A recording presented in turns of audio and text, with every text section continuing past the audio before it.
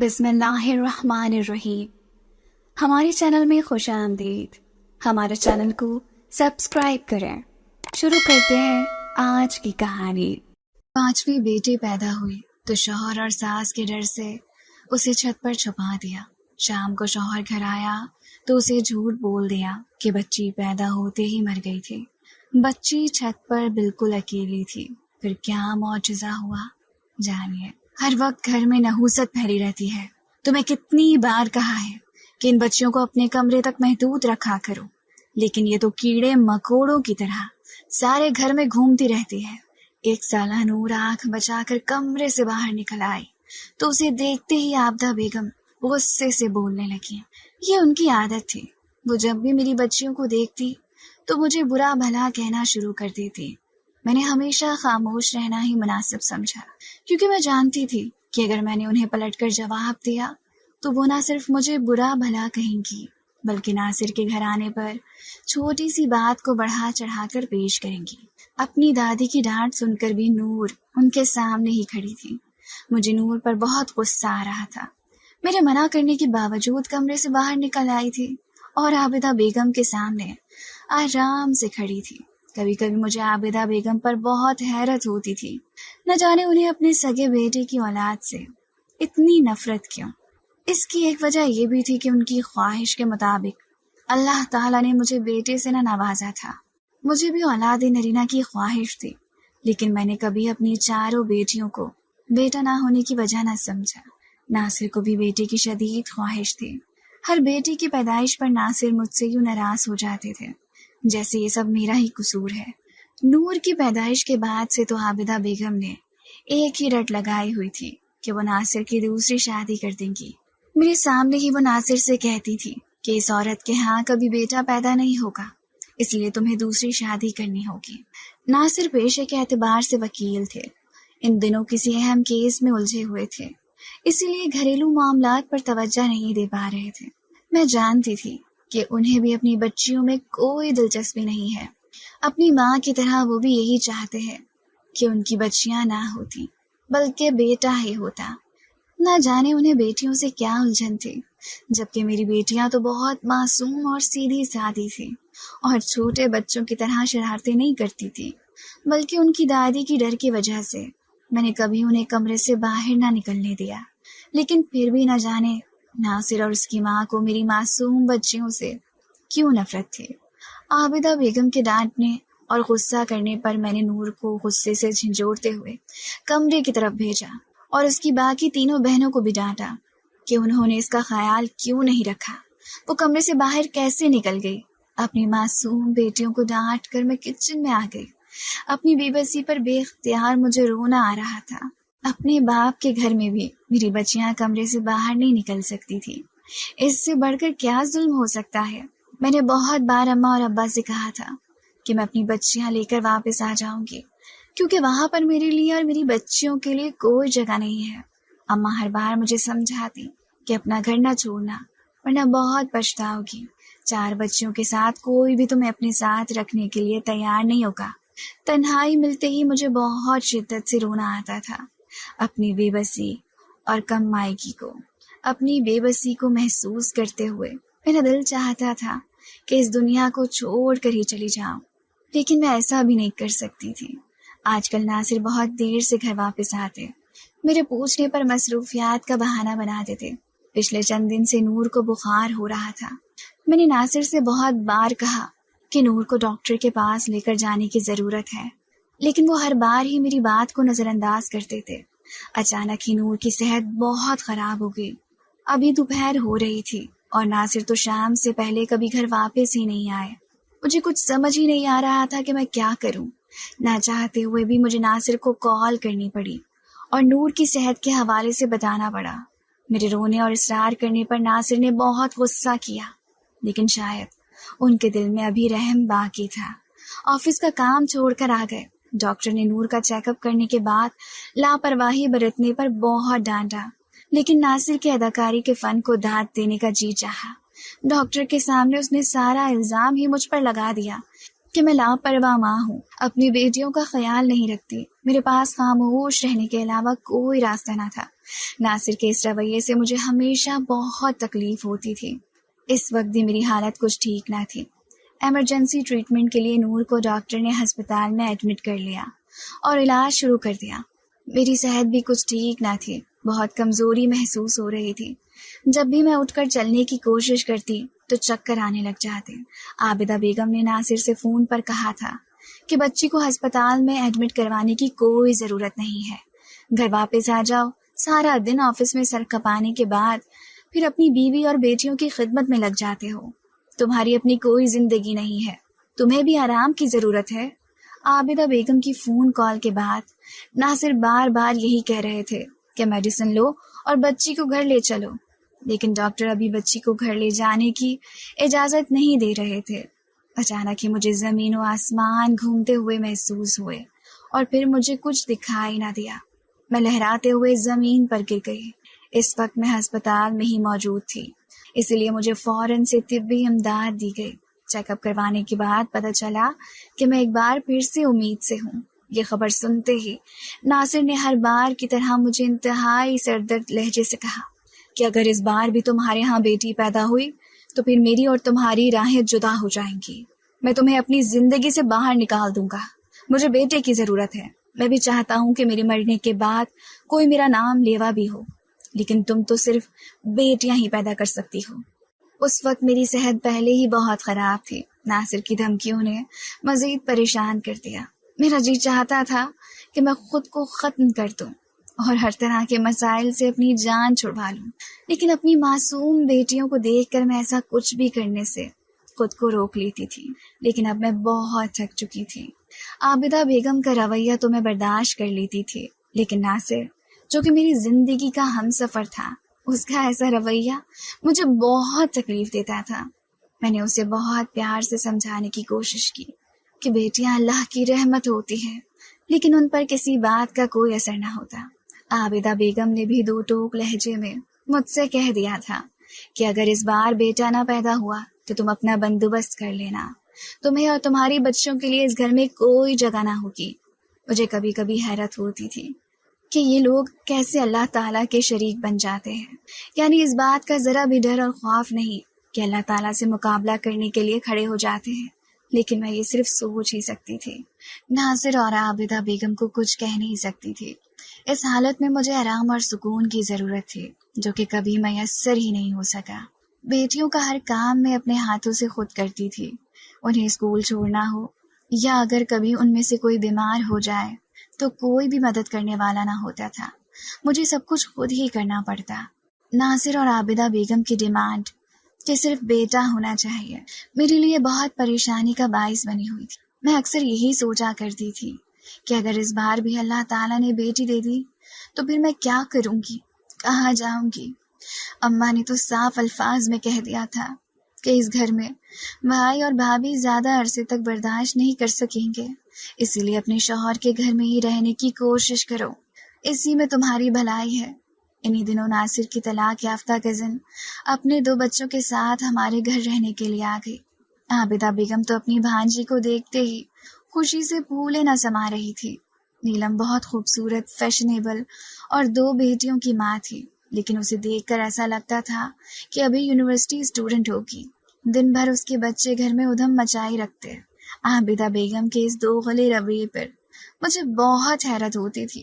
میری بچیوں کو دیکھتے ہی چیخنا چلانا شروع کر دیتی، منحوس اور نہ جانے کیا کیا لقب دیتی، لیکن اپنی بھانجی کی بچیوں کو کچھ بھی نہ کہتی۔ وہ سارا دن کھیلتی اور آپس میں لڑتی۔ اگر اس دوران میری کوئی بیٹی کمرے سے باہر آ جاتی تو اسے مارنے سے بھی گریز نہ کرتی۔ یہ سب تماشا دیکھتے ہوئے نیلم اور عابدہ بیگم ہنستی رہتی۔ اب میں نے کمرے کے دروازے کو باہر سے بند کرنا شروع کر دیا تھا تاکہ بچیاں کمرے سے باہر بھی نہ نکل سکیں۔ مجھے بہت دکھ ہوتا تھا اپنی بچیوں کو کمرے میں جانوروں کی طرح بند کرتے ہوئے، لیکن اس کے علاوہ میرے پاس کوئی چارہ بھی نہیں تھا۔ میں سارا دن نیلم اور اس کے بچوں کے لیے کھانا پکانے میں مصروف رہتی۔ وہ سب کھانے میں بہت نخرے کرتے تھے، اسی لیے عابدہ بیگم نے میری ڈیوٹی لگائی تھی کہ ان کے کھانے پینے کا خیال میں نے خود رکھنا ہے، کسی ملازمہ پر نہیں چھوڑنا۔ اس حالت میں یہ سب کام کرنا میرے لیے بہت مشکل تھا، لیکن عابدہ بیگم کے حکم سے انکار کرنے کی مجھ میں جرت نہ تھی۔ آج کل ناصر بھی شام کو جلدی گھر واپس آ جاتے اور پھر نیلم اور اس کے بچوں کے ساتھ گھر سے باہر گھومنے کے لیے چلے جاتے۔ یہ سب دیکھ کر میرا دل بہت پڑتا تھا۔ ناصر کبھی اپنی بیٹیوں کو تو گھر سے باہر نہ لے کر گئے۔ میری بیٹیوں کو بہت شوق تھا کہ ان کا باپ ان سے پیار کرے، جیسے ان کی کلاس فیلوز انہیں بتاتی ہیں کہ ان کے بابا ان سے بہت پیار کرتے ہیں۔ میری بچیاں حسرت سے اپنے باپ کے چہرے کی طرف دیکھتی تھیں، لیکن ناصر جیسے سخت دل آدمی کو کبھی اپنی بیٹیوں کا احساس ہی نہ ہوا۔ 1 مہینہ ہمارے گھر رہنے کے بعد نیلم تو اپنے بچوں کو لے کر واپس چلی گئی، لیکن ہمارے گھر میں اب ہر وقت نیلم کا تذکرہ ہونے لگا تھا۔ عابدہ بیگم نے صاف الفاظ میں ناصر سے کہہ دیا تھا کہ وہ چاہتی ہے کہ نیلم کو اس گھر کی بہو بنا لے۔ عابدہ بیگم کی خواہش نے میرے دل کو بالکل ہی مردہ کر دیا تھا۔ روز بروز میری حالت خراب ہوتی جا رہی تھی۔ میں بہت حد تک کمزور ہو چکی تھی۔ اب تو میرے لیے اپنی بیٹیوں کے کام کرنا بھی مشکل ہو رہے تھے۔ ان حالات کو دیکھتے ہوئے ناصر نے مجھے ڈیلیوری تک اماں کے گھر رہنے کے لیے بھیج دیا۔ میں خود بھی اس گھٹن زدہ ماحول سے باہر نکلنا چاہتی تھی، اس لیے ناصر کے کہنے پر اپنی اماں کے گھر آ گئی۔ ان دنوں ناصر کا رویہ کچھ بہتر ہو چکا تھا۔ شاید وہ میرے والدین کو بتانا چاہتے تھے کہ وہ بہت اچھے ہیں اور میرا بہت خیال رکھتے ہیں۔ وہ اماں کے گھر مجھ سے ملنے کے لیے آتے، لیکن انہوں نے کبھی اپنی بیٹیوں کے بارے میں نہ پوچھا۔ بیٹیاں حسرت سے دروازے سے جھانک جھانک کر دیکھتی، لیکن وہ ان کی طرف کوئی توجہ نہیں دیتے۔ ابھی تک تو دونوں بھابھیوں کا رویہ مناسب تھا، لیکن میں جانتی تھی کہ اگر میں مستقل طور پر اپنے والدین کے گھر واپس آ جاؤں تو وہ مجھے کبھی برداشت نہیں کریں گی۔ اس گھر میں نے اپنی بیٹیوں کو کمرے میں قید نہ کیا تھا۔ یہی وجہ تھی کہ آئے روز بھائیوں کے بچوں کے ساتھ لڑائی جھگڑا ہو جاتا۔ وہ دن بھی آ گیا جس کے آنے سے مجھے بہت ڈر لگ رہا تھا۔ اللہ تعالیٰ نے مجھے ایک بار پھر خوبصورت سی بیٹی سے نواز دیا۔ ہسپتال آنے سے پہلے میں نے ناصر کو اطلاع نہ دی تھی۔ میں جانتی تھی کہ بیٹی کی خبر سن کر وہ مجھے ہسپتال میں ہی چھوڑ کر چلے جائیں گے۔ میری اماں کی صحت بہت خراب تھی، اسی لیے میں صرف اپنے ساتھ ہسپتال میں ملازمہ کو لی گئی تھی۔ بیٹی کے پیدائش کی خبر سن کر میرا دل بہت تیزی سے دھڑکنے لگا تھا۔ ایسا لگ رہا تھا کہ یہ دنیا مجھ پر تنگ کر دی جائے گی۔ اپنی بچیوں کے خیال سے مجھے بہت رونا آ رہا تھا۔ میں چاہتی تھی کہ یہاں پر کوئی بے اولاد جوڑا مجھ سے یہ بچی لے لے اور میں گھر میں سب کو بتا دوں کہ مردہ بچی پیدا ہوئی تھی۔ اس سلسلے میں نے اپنی ملازمہ سے کہا تو اس نے ایک بے اولاد جوڑے سے رابطہ کیا، لیکن اپنے جگر کے ٹکڑے کو کسی کی گود میں دینے کا مجھ میں حوصلہ نہ تھا۔ اسی لیے چاہتے ہوئے بھی میں اپنی بچی کسی بے اولاد کے حوالے نہ کر سکی۔ مجھ میں اتنی ہمت نہیں تھی کہ جیتی جاگتی اپنی بچی کسی اور کی گود میں ڈال دوں، لیکن اس بچی کو گھر بھی نہیں لے جا سکتی تھی۔ کچھ سمجھ نہیں آ رہا تھا کہ کیا کروں، کہاں جاؤں۔ اب یہاں سے سیدھا اپنے گھر واپس جانا چاہتی تھی۔ ناصر اور عابدہ بیگم کے خوف سے میں نے بچی کو اپنی گود میں نہ اٹھایا، بلکہ کپڑوں والے بیگ میں رکھ کر اپنے گھر پہنچ گئی اور امی کی ملازمہ سے کہہ دیا کہ ڈرائیور کے ساتھ میری بچیوں کو چھوڑ جائے۔ اسے سختی سے میں نے منع کیا تھا کہ کسی کو بھی میری بچی کے بارے میں نہ بتائے، بلکہ سب کو یہی بتائے کہ مردہ بچی پیدا ہوئی تھی۔ جب میں گھر سے اندر داخل ہوئی تو عابدہ بیگم میری طرف گہری نظروں سے دیکھ رہی تھی۔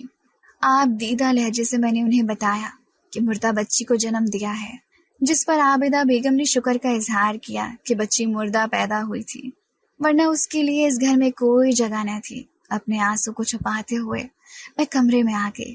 کپڑوں کی ٹوکری سے بچی کو نکال کر دیکھا تو میرا دل بہت تیزی سے دھڑکنے لگا۔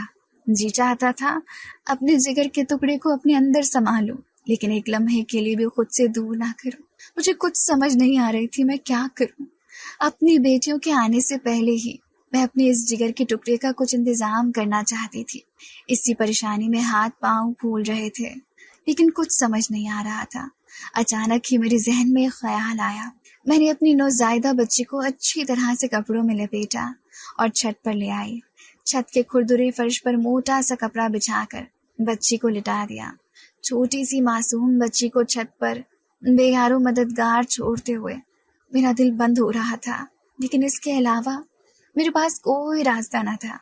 واپسی کے لیے سیڑھیوں کی طرف بڑھتے ہوئے میرے قدم بہت وزنی ہو رہے تھے۔ آنسو سے بھری آنکھوں سے پلٹ پلٹ کر میں اپنی معصوم بچی کو دیکھ رہی تھی۔ مجھے اس بات کا بھی ڈر تھا کہ کوئی پرندہ میری بچی کو زخمی نہ کر جائے، اس لیے میں نے اس کے ارد گرد کپڑوں کی ایک بارسی بنا دی تھی۔ ہر وقت چھت پر بلیوں کی آمد رہتی تھی۔ میرا دل بہت تکلیف محسوس کر رہا تھا اپنی معصوم سی بچی کو چھت پر اکیلے چھوڑتے ہوئے۔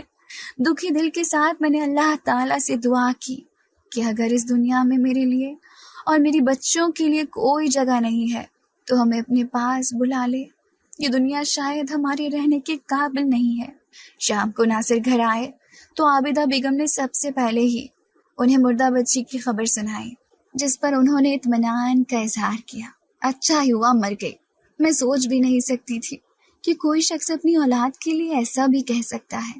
اکثر خاندان کی بڑی بزرگ عورتیں کہا کرتی تھی کہ مرد کو اپنی اولاد سے بہت پیار ہوتا ہے، بلکہ اولاد مرد کے پاؤں کی زنجیر ہوتی ہے۔ لیکن ناصر نہ جانے کن مردوں میں شمار ہوتا تھا ان کا، جسے اپنی اولاد سے ہی نفرت تھی۔ اس کے مر جانے پر انہیں کوئی غم یا افسوس نہیں ہوا۔ رات کا اندھیرا پھیل چکا تھا اور میرا دل بہت تکلیف میں تھا۔ سب سے نظریں بچا کر میں دوبارہ چھت پر جا کر اپنے جگر کے ٹکڑے کو دیکھ آئی تھی۔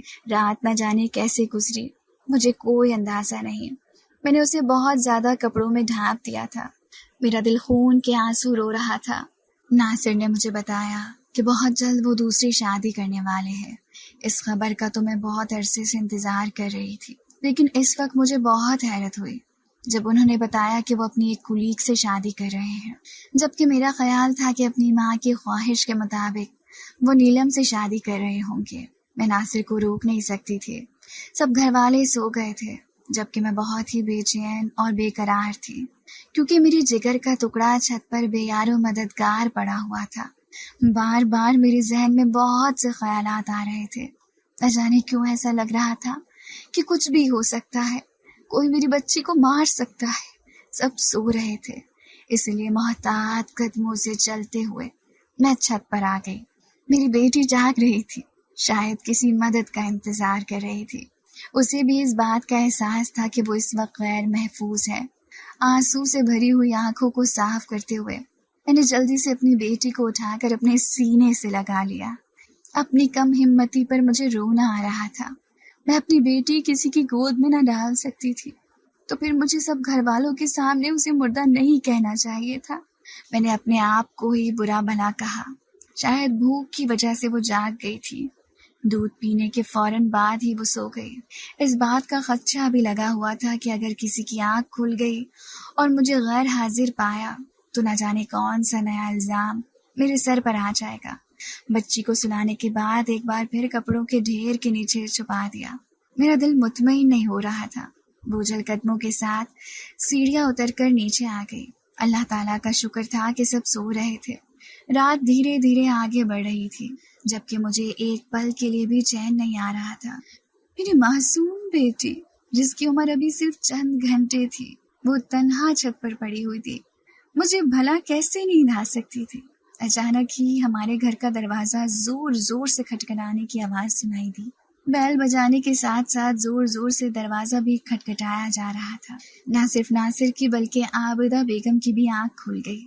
ناصر نے جلدی سے گھر کا دروازہ کھولا تو سامنے ہی محلے کے چند افراد کھڑے تھے۔ رات کے اس پہر اپنے گھر کے دروازے پر محلے کے لوگوں کو کھڑا دیکھ کر ناصر بہت حیران ہوئے اور حیرت سے پوچھنے لگے کہ وہ اس وقت کیوں آئے ہیں۔ محلے کے ایک آدمی نے کہا کہ تمہارے گھر کی چھت سے مسلسل کسی بچے کی رونے کی آواز آ رہی ہے۔ ہم یہی بتانے کے لیے آئے ہیں کہ چھت پر جا کر دیکھ لو کہ کیا ہے اور آواز کہاں سے آ رہی ہے۔ اپنے کمرے کے دروازے پر کھڑی میں نے جب یہ بات سنی تو میری ٹانگیں خوف سے کانپنے لگی۔ محلے والوں کی باتیں سن کر ناصر کو بھی بہت عجیب لگا تھا، لیکن ناصر نے ان کی بات ماننے سے انکار کر دیا، کیونکہ ناصر کا کہنا تھا کہ ہماری چھت پر کچھ بھی نہیں ہے۔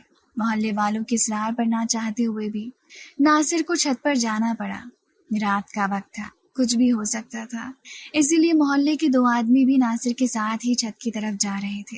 ان کا ہر بڑھتا ہوا قدم مجھے موت کی طرف دھکیلتا ہوا محسوس ہو رہا تھا۔ تھوڑی دیر بعد جب چھت سے نیچے واپس آئے تو ناصر کے ہاتھ میں ایک نوزائیدہ بچی تھی۔ بچی دیکھ کر عابدہ بیگم حیرت زدہ رہ گئی۔ سب لوگ ہی بہت حیران تھے کہ چھت پر یہ بچی کہاں سے آ گئی۔ کوئی کہہ رہا تھا یہ بچی انسان کی نہیں ہو سکتی، کسی جن کی ہوگی، जो रात के अंधेरे में छत पर छोड़ गए।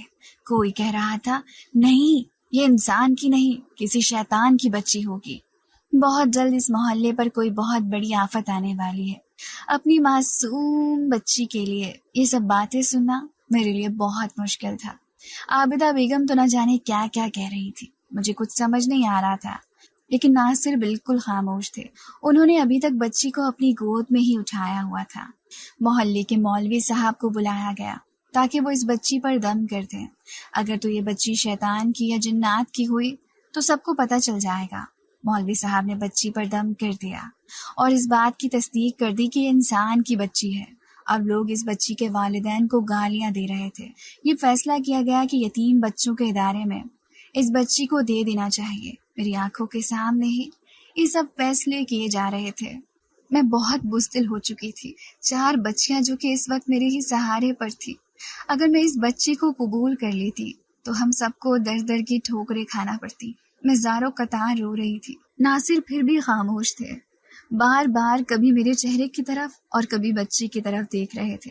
मोहल्ले के एक शख्स ने कहा कि उसके भाई के घर औलाद नहीं है। अगर वो ये बच्ची दे देते हैं तो वो अपनी बे औलाद भाई को दे देगा। उसके घर में भी औलाद की रौनक हो जाएगी।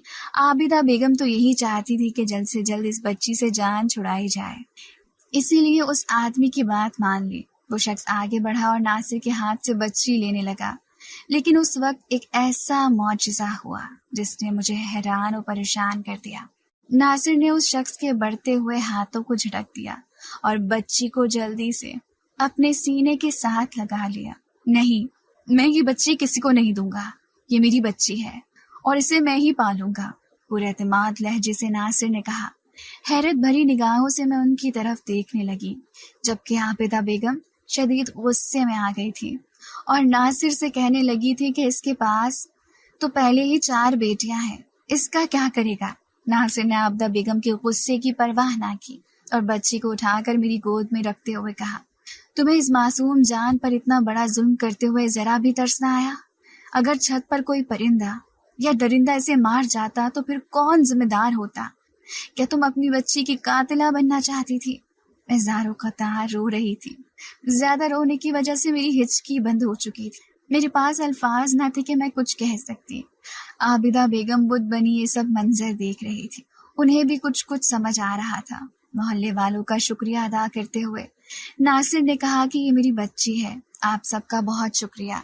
अगर आप लोग बर वक्त मुझे इत्तला ना देते तो कोई भी हादसा रूनमा हो सकता था। मोहल्ले वालों के लिए नई खबर थी। सब हैरत से नासिर की तरफ देख रहे थे, जिस पर नासिर ने इंतहाई शर्मिंदा लहजे से कहा कि वो राह रात से भटक गए थे और अपनी बेटियों से ही नफरत करने लगे थे। लेकिन इस मासूम बच्ची के चेहरे की तरफ देखते हुए न जाने उनके दिल को क्या हुआ कि उन्हें ये बच्ची अपनी जान से भी ज्यादा अजीज हो गई। वो पछता रहे थे कि उन्होंने अपनी बच्चियों को क्यों नजरअंदाज किया और उनकी हक तलफी करते रहे। मोहल्ले वालों ने नासिर को बुरा भला भी कहा और फिर राह रास्त पर आ जाने पर तारीफ भी की। मोहल्ले वालों के जाने के बाद आबिदा बेगम ने इंतहाई गुस्से से नासिर से कहा कि वो तो पागल हो चुका है, जो न जाने किसकी बच्ची को अपनी बच्ची कह रहा है। तुम्हारी बच्ची तो मुर्दा पैदा हुई थी। इस पर नासिर ने मेरी तरफ देखा तो मैंने जल्दी से कहा, मेरी बच्ची मुर्दा पैदा न हुई थी बल्कि जिंदा थी। आप दोनों माँ बेटे के खौफ से मैंने इसे छत पर छुपा दिया था। ये सुनते ही आबिदा बेगम ने दोनों हाथों से अपना सर पीट लिया। आबिदा बेगम ने बहुत कोशिश की कि नासिर हमें बच्चियों समेत घर से निकाल दे और दूसरी शादी कर ले, लेकिन अल्लाह ताला ने नासिर के दिल में रहम डाल दिया था। उन्होंने न सिर्फ दूसरी शादी करने से इनकार कर दिया, बल्कि अब तो वो बहुत ज्यादा बदल चुके थे। अपनी बेटियों से बहुत प्यार करते, उनकी हर जरूरत का ख्याल रखते। मैं तो अल्लाह ताला का जितना भी शुक्र अदा करती कम था। अल्लाह ताला ने मेरे शौहर के दिल में उसकी औलाद की मोहब्बत डाल दी थी। आबिदा बेगम ने अभी तक न मुझे और न ही मेरी बच्चियों को कबूल किया था, लेकिन अब वो खामोश हो गई थी।